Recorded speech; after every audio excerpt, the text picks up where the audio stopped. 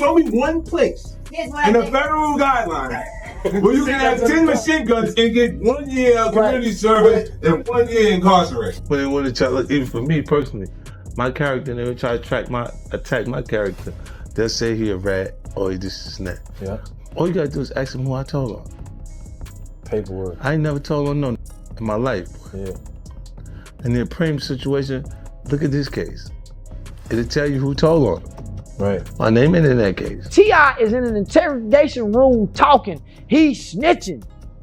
I thought we don't talk to the police. I'm the only one who's not offended by his brass approach, and he's not offended by mine. So, you know, we play rough, but we ain't no issue. It's a mutual respect. If there's one rule in hip-hop that almost never changes, it's this. Crossing 50 Cent comes with consequences. T.I. learned that lesson the hard way when 50 reignited long-running whispers about his past. That so-called Uznitchy label had trailed T.I. for years, mostly in private conversations, low murmurs behind closed doors. But once 50 started saying it out loud, everything escalated. What used to be background chatter suddenly became headline material. At first, T.I. tried to stay composed. He kept things measured.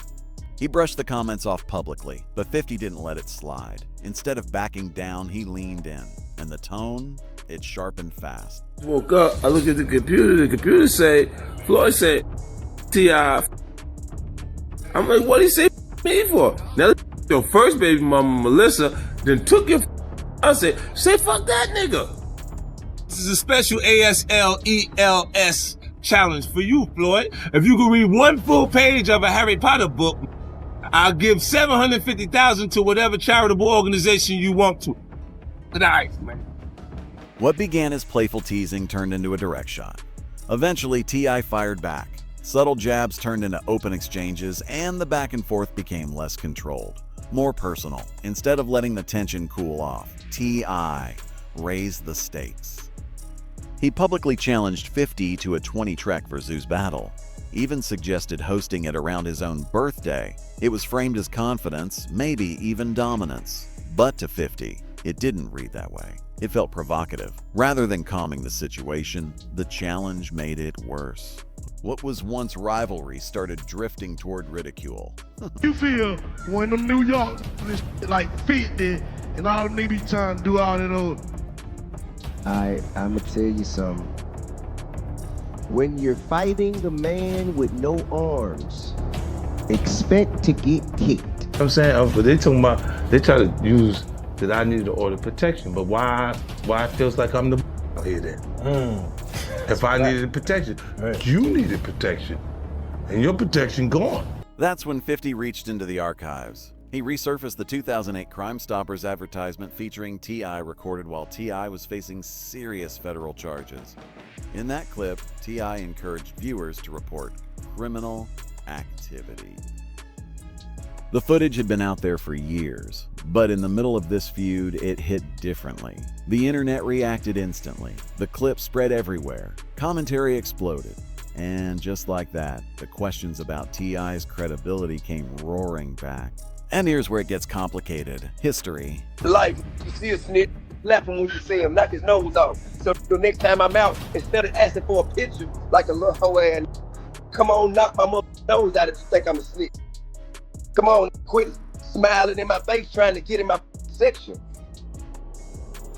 Play with me, think you're talking to. Play with your name. King never gave no information to get anybody in no but now time with no police. If I am working with the police, it'll be to get him to shoot. What you talking about? Play with me. There was a time when T.I. and 50 Cent were aligned. They collaborated, shared stages. Their careers moved on parallel tracks. Financial wins and industry power placed them side by side as peers. But unresolved accusations have a way of surviving partnerships. For 50, the past wasn't forgotten, it was archived. Then another layer entered the picture. Rumors claimed T.I. had once been considered for the role of Davis McLean on the TV series Power, only to be removed because of tension with 50. The story spread quickly. T.I. denied it outright. He insisted there was mutual respect and dismissed any suggestion that conflict affected casting. 50, however, offered no public clarification. Innocent or guilty, criminal or citizen, that could get them anytime for any crime. Say, look, if it say, sir, did you see such and such and such, do such and such and such? Oh, wait a minute, only time, the only time. All right, so me and my cousin, 2. We caught no gun cases, 2 died. A lawyer said, well, you know, I can make everything go away if it was Tramel's. Why admit to the after? Like, bro. And I had charges you got. If you can walk away free and put it on me, goddamn right. And in moments like this, silence speaks loud. The real question hasn't changed. How did the Snitch narrative become so persistent that it still shapes perception years later? And why does it continue to define the distance between T.I. and 50 Cent today? Their friction didn't start on social media. The Versus proposal was just one spark. T.I.'s repeated public pushes for the battle seemed to annoy 50 more than impress him. You and 50 got a beef or something, man? Because I seen a post today where they were saying that you were supposed to be in, I guess one of the Power, what's the name? I guess 2 of the actors on the show said that you were actually supposed to be on the show, and then they replaced you with Method Man, and they weren't expecting it or something. No, like that's not true. 50 and I, we were executive producers on a different show outside of the Power universe. But nah, man, me and 50 cool. I'm the only one who's not offended by his brass approach, and he's not offended by mine. So, you know, we play rough, but we ain't no issue. It's a mutual respect. Each mention made the challenge feel less serious in 50's eyes. It shifted the power dynamic. T.I. also made comments about East Coast rappers that some interpreted as dismissive. And for someone like 50, whose identity is deeply rooted in that region, those remarks weren't small. In hip-hop, words stick. They attach themselves to reputations, but the defining moment traces back even further. In 2007, while facing the possibility of significant prison time, T.I. appeared in that Crime Stoppers public service announcement encouraging cooperation with law enforcement. Maybe it was strategic image management during a legal crisis, but in a culture where street credibility carries weight, the optics were damaging. I get it, buddy. Now, I know it's your birthday, man, and I celebrate you. Yes, sir. But if you get a chance, you hear me? You hear me, Kevin Hart? Yeah, I'm listening to you. If you get a chance, yes, sir. Please tell 50 bring his on out here and get this smoke. Oh, Jesus. Please tell 50 Cent get his hit records and come on and see what the South got to say, guy. See where you at right now. Let's see where you at right now. 1,000 by July 4th. 1,000. Okay. The clip never vanished. It waited. And when it resurfaced, it reframed everything. The Crime Stoppers commercial didn't just shock fans. It shifted how people inside the industry looked at him. Among peers, it sparked quiet conversations. And sometimes in hip-hop, quiet doubts are more damaging than loud accusations. The labels stuck. And in this culture, labels don't fade on their own. For 50 Cent, it became ammunition. He didn't attack head-on at first, he wove it into the music. On G-Unit's track, He's So Tough, he dropped lines many saw as pointed. Get knocked with 10 machine guns, only get 12 months. Keep your mouth shut or you eat the cheese. The message wasn't random. It referenced legal trouble, cooperation, and shortened sentences. And in hip-hop, that kind of wording is never accidental. It is. It's my birthday. It is. Y'all here, we enjoying ourselves in Miami. But it's Saturday. Sunday means you're only a day away from Monday. Man, you ain't got what. And we want money come Monday, 5 or... The verse never mentioned T.I. by name, but the timing narrowed the target. To really understand the weight of those lyrics, you have to rewind the timeline. In 2007, just hours before T.I. was set to perform at the Bet Hip Hop Awards, federal agents arrested him. The case centered on firearms. According to authorities, his own bodyguard had been cooperating as an informant. That bodyguard delivered 3 machine guns and 2 silencers after allegedly receiving $12,000 in cash from T.I. The arrest was immediate, public, and the optics were brutal. T.I. was already a convicted felon, and federal law prohibited him from possessing those weapons. Given the charges, especially involving automatic firearms, most people expected serious prison time. The assumption across the industry was simple: his career was about to pause indefinitely. But that's not what happened. He accepted a plea deal. The result? 1 year of house arrest, 1,500 hours of community service, and a short federal prison sentence. It was legal, court approved, but compared to expectations, it looked light. That contrast became the headline. On You So Tough, 50 Cent subtly highlighted that gap. His argument wasn't direct, it was implied. The average defendant facing similar charges might see 9 or 10 years. T.I. did not. It wasn't framed as a formal accusation, it was framed as disbelief. And disbelief repeated often enough turns into narrative. From there, speculation escalated. Some observers began wondering whether information had been exchanged for leniency. There was no public evidence supporting that claim. But the rumor attached itself to the earlier Crime Stoppers footage, reinforcing a perception that was already floating around. In street culture, perception can outweigh paperwork. When asked directly whether the song referenced T.I., 50 avoided confirmation. He said listeners could interpret it however they wanted. It was calculated. By staying vague, he kept deniability intact while letting the implication travel. T.I., meanwhile, handled it cautiously. Around the time the track dropped, he avoided escalating the situation.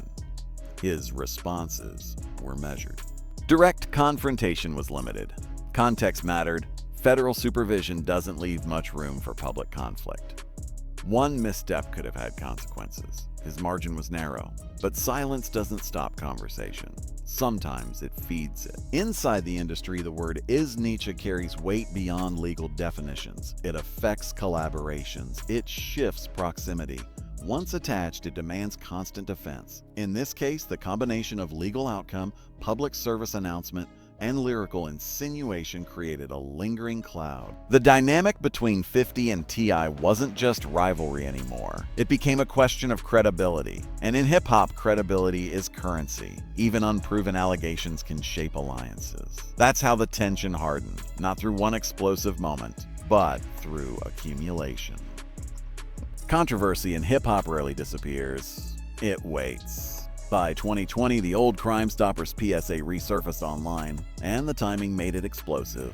At that moment, Tekashi 6ix9ine's federal racketeering case dominated headlines. His courtroom testimony against alleged 9 Trey members had reignited intense debate about cooperation and loyalty. The culture was already on edge. When T.I.'s PSA started circulating again, it landed in a climate far less forgiving. 50 Cent responded quickly. On Twitter, he wrote, "This the first song I'm gonna play. You So Tough. Short, deliberate, and not accidental." It referenced the same track many believe targeted T.I.'s legal outcome years earlier. It also reminded everyone that T.I. had been pushing for a versus battle. In one post, 50 linked old accusations to present rivalry. The tension reignited instantly, and it wasn't casual. 50 attached the Crime Stoppers footage and included audio from You So Tough. The framing encouraged viewers to connect the PSA to the lyrics directly. It was strategic. The reaction was immediate. T.I. jumped into the comments. His tone shifted, measured no more. He denied every allegation of cooperation and rejected the suggestion that he had given information to authorities. Then he flipped the script. He asked publicly whether 50 could say the same. Not just a defense, a counter question. He wrote, "A video clip is cute and in poor taste, but cute. However, I prefer facts. I've never given any information to any form of law enforcement to get nobody no time for no crime ever. 50 Cent, can you say the same?" The wording was intentional. Absolute, no gray area. He challenged 50's silence directly. Then he reposted 50's tweet to Instagram and expanded in a lengthy caption. He circled back to the versus challenge, framing 50's attention as acceptance. "I'll take this as an acceptance of his catalog challenge. We got him." He leaned in. for T.I. Proving musical dominance seemed tied to reclaiming reputation. He criticized 50's catalog while repeating his denial in categorical terms. Repetition was strategic. He understood the weight of the label. Then he introduced another name, Supreme. He wrote that Supreme told him to ask 50 if he could make the same claim. That reference widened the dispute. It implied shared history without offering specifics. It added another layer without presenting evidence. The tone intensified. He pushed 50 to set a date. The rhetoric was firm. He made it clear he would not let the label stand unchallenged. Afterward, T.I. went live on Instagram with comedian K-Dub Walker, once again repeating that he had never cooperated with law enforcement. The repetition reinforced the core issue. This wasn't just about a hit battle anymore. It was about credibility. At this point, the conflict had evolved. It wasn't just lyrical sparring or social media shade. It became a dispute over history, perception, and unresolved questions. And in hip-hop, perception often decides position long after court cases close. T.I. kept insisting his name was clean, but repeated denials don't always end a story. Sometimes they extend it. The more he addressed it, the more oxygen it received. He continued the discussion on the Big Facts podcast. When asked directly about the Crime Stoppers commercial and the rat label, T.I. stood firm. He said he never gave anyone up, never cooperated, never provided information to reduce his sentence. He described the PSA as part of a court-related requirement, image repair during a legal crisis, not cooperation. When the topic shifted to New York artists and 50's mockery, T.I. didn't soften. His tone was steady. He wasn't backing down. He wasn't intimidated. He challenged the narrative head on. It appeared to reach 50. About a week later, 50 posted to Instagram, the way he does when he wants something to spread. The post grabbed attention instantly, then it vanished, deleted. But deletion doesn't erase impact. It raises questions. Why post it at all? He reposted a clip from T.I. Interview and added commentary. This was a week ago. This dude was backstage telling me about a comedy show he's working on. I don't like all this kind of stuff. Wouldn't be a good idea to come around me again. Respectfully, stay away from me. Measured language, clear boundary. Clear boundary. Not a direct threat, but not friendly either. Then the situation shifted again, this time tied to tragedy. After King Von's death in Atlanta on November 6, 2020, T.I. posted about violence in the city. He wrote that Atlanta is a progressive city filled with black excellence and urged people to stop coming there to kill each other. He added, "Handle your beefs in your city. Thanks in advance, King." On its surface, it read like a call for peace. But given the timing, just days after the shooting, many interpreted it differently. Tone deaf, poorly timed, disrespectful regardless of intent. Timing reshaped meaning. 50 amplified criticism from King Von's sister Kayla, who questioned T.I.'s priorities and redirected attention toward his personal life. By reposting her message, 50 aligned himself with the family and increased pressure during an already emotional moment. Then 50 addressed T.I. directly. "You got to chill. You bugging for saying anything. They got casualties. This is real. Rethink it now. They hurting." It wasn't about optics. It read like a warning about consequences and emotional reality. By then, the dispute had grown beyond the PSA and the snitch narrative. It was tied to timing, perception, and public responsibility. Eventually, T.I. reduced his commentary for a while, but the quiet didn't last. A new rumor surfaced that T.I. had nearly secured a major role in 50's Power universe, but lost it due to their tension. The claim spread fast, suggesting professional fallout. T.I. denied it, said no friction affected casting, insisted mutual respect remained. The rumor gained traction after Gianni Paolo, who plays Braden Weston on Power, told TMZ that T.I. had originally been expected to play Davis MacLean, the defense attorney later portrayed by Method Man. The detail was specific. Specificity fuels speculation. Michael Rainey Jr., who plays Tariq, added that the cast arrived one day to find Method Man already there. No announcement beforehand. No explanation followed. In entertainment, silence invites interpretation. Observers connected the dots to visible tension between 50 and T.I. No official confirmation supported that link. but the narrative stayed active. On Tony the Closer's podcast, T.I. denied ever being cast as Davis McLean. His tone was calm. He emphasized respect. He tried to shut it down without escalating. 50 offered no public response, no agreement, no denial. Just silence. And when someone known for constant commentary stays quiet, it rarely feels neutral. Fans split into camps. Some defended T.I., arguing that legal outcomes follow court procedure, not rumor. Others pointed again to the disparity between charges and sentence. One commenter suggested cooperation doesn't always require courtroom testimony. That assistance can be indirect. Another focused on sentencing comparisons, arguing that similar firearm charges often bring years behind bars. It was suspicion, not proof, but suspicion keeps stories alive. Another voice flipped it entirely, arguing 50 had no standing to question anyone. In that view, both artists benefited from the system when convenient while criticizing others for the same. The debate persists because it runs on perception, not documentation. T.I. maintains he never cooperated. 50 never formally accuses him in explicit terms. Instead, he relies on implication, timing, and resurfaced footage. Between those positions sits public interpretation. At this stage, it's no longer about one PSA or one song. It's about memory, credibility, and how unresolved narratives linger in a culture that prizes authenticity above everything. Neither side has fully disengaged, neither side has officially resolved it. And in that space, the story stays alive.